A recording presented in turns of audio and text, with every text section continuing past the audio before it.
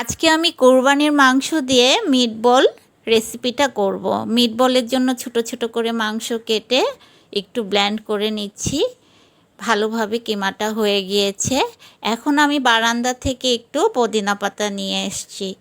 বারান্দায় পুদিনা পাতা, কাঁচামরিচ এইসব গাছগুলো যদি লাগিয়ে রাখেন তাহলে চট করে হাতের কাছ থেকে সব কিছু নিয়ে নিতে পারবেন। আমি পুদিনা পাতা ছিঁড়ে নিয়ে আসলাম। এই দেখেন আমার কিমা রেডি হয়ে গিয়েছে। বেরেস্তাটা আগে করে রেখেছিলাম। আমি এখন একটা ডিম ভেঙে দিয়ে দিব।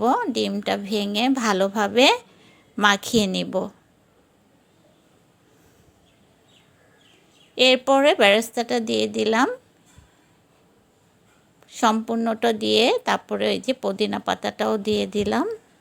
এরপরে সাদা গোলমরিচ, কালো গোলমরিচ, তারপরে মরিচের গুঁড়ো, তারপরে একটু কিমা মশলা দিয়ে একসাথে মাখিয়ে নেব। সাথে লেবুর রসটা দেব, কারণ লেবুর রসে টেস্টটা একদমই খুবই মজা হয়। সাথে একটু সয়া সস দিয়ে দিচ্ছি।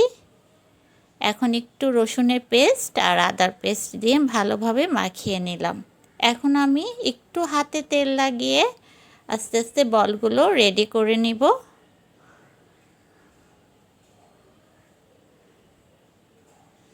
এই যে আমার বলগুলো রেডি হয়ে গিয়েছে।